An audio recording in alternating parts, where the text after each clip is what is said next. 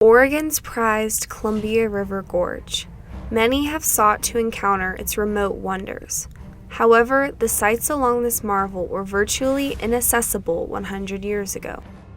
Native Americans and pioneers were the first to trek the rugged Columbia River Gorge, but in the 20th century, as progressive ideals rapidly gained popularity, many citizens saw the need for a dependable pathway uniting the state of Oregon, from Portland all the way to the Dalles, a distance of over 70 miles. A scenic road like this had never been built in the United States, but despite all obstacles blocking its path, an innovative road, named the historic Columbia River Highway, was created.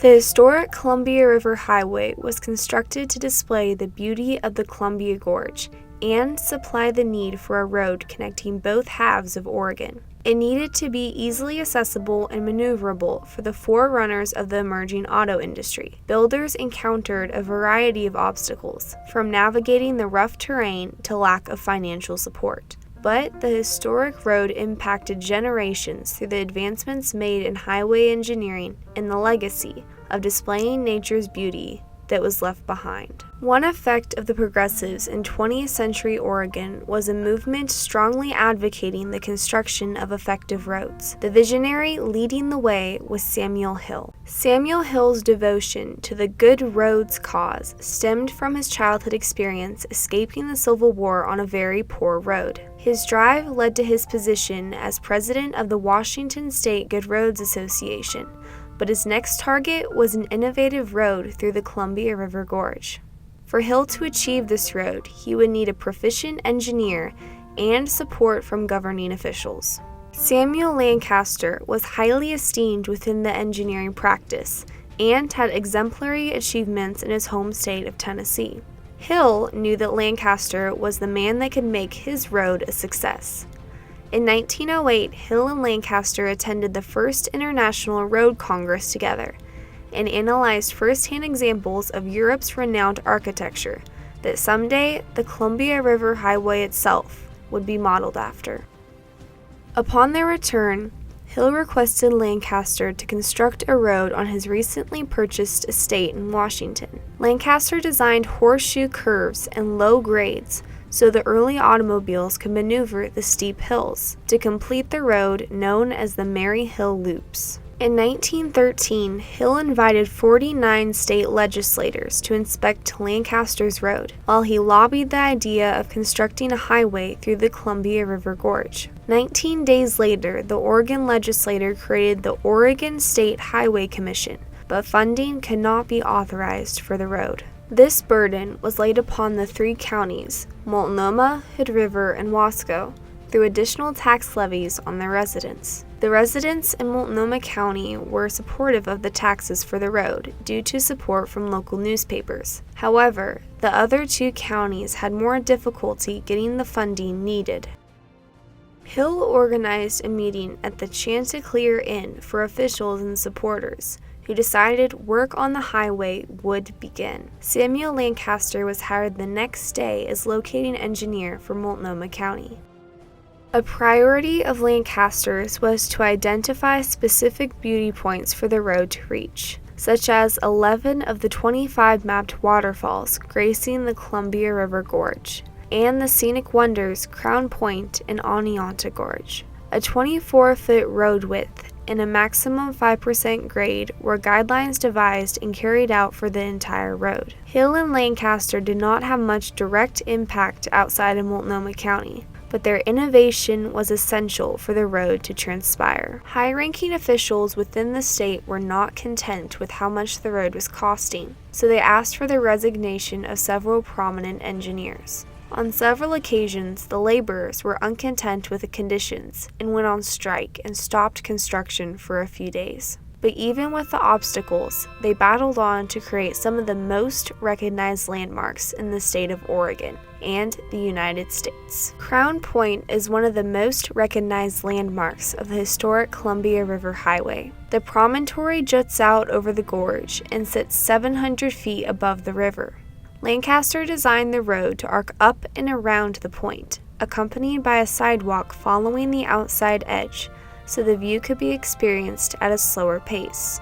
Crown Point proved to be an essential stop along the highway, especially after the Vista House, a tribute to Oregon's pioneers, was constructed in 1918. It was built perfectly within the road's loop as it arced around Crown Point. It was important to Lancaster for the road to reach the dramatic Oneonta Gorge and nearby waterfalls, but there was nowhere for the road to go. Once it reached the gorge, it encountered a bluff. The only solution for the highway was to go through it, which is exactly what Lancaster did, creating the striking Oneonta Gorge Tunnel. The Tunnel of Many Vistas, one of the most renowned sites along the highway, was one of few long tunnels in the world to include windows facing a body of water. John Elliott, locating engineer for Hood River County, modeled it after the famous Swiss Oxenstrasse Tunnel, and the Tunnel of Many Vistas was remarkably completed in just over 6 months during 1915. It would boast 5 natural windows carved directly out of the outer wall, which offered a rare view of the Columbia River Gorge and provided an abundance of natural light to its travelers. So interesting, and one actually had windows, and maybe more, but this one in particular was quite nice.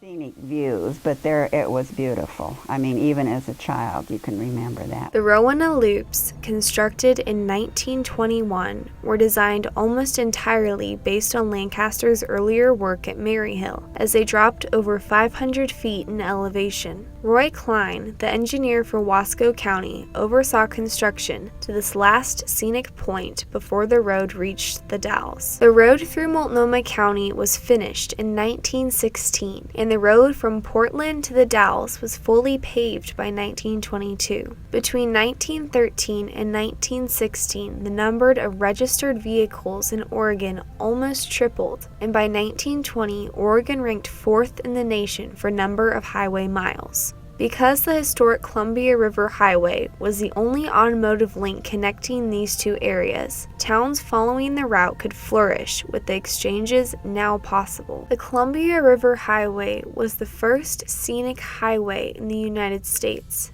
and the president himself let down a flag for the dedication ceremony. Similar engineering techniques were used in multiple 1920s national parks, such as in Utah's Zion National Park. However, the highway's engineering accomplishments are not the conclusion of its story. The progressive attitude that led to the highway's existence also led to its decline. Cars became more numerous and efficient, and the highway could not accommodate what it had helped to create. The Bonneville Dam construction in the 1930s caused the first of many adjustments made to the original route. By 1954, a new water-level highway was completed, and in 1969, this was replaced with a 4-lane interstate superhighway. Significant landmarks were destroyed for the water-level roads, like the impressive Tunnel of Many Vistas. Some parts of the road were completely abandoned. The Mosier Twin Tunnels and the Oneonta Gorge Tunnel were filled in with rock. The Columbia River Highway was bypassed and forgotten. However,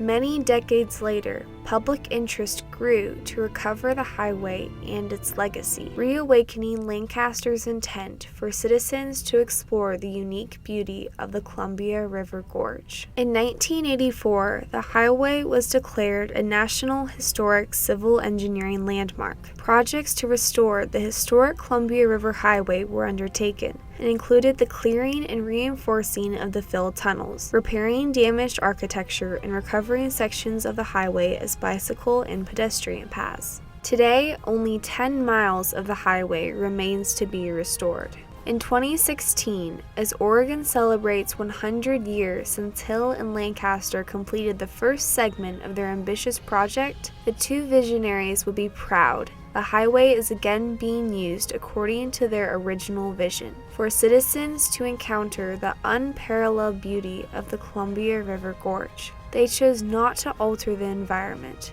but to exhibit it instead. In doing this, a beauty of their own was created, a humble and dependable road, more concerned with showing nature's beauty than allowing its travelers to forget their surroundings in the pursuit of their destination.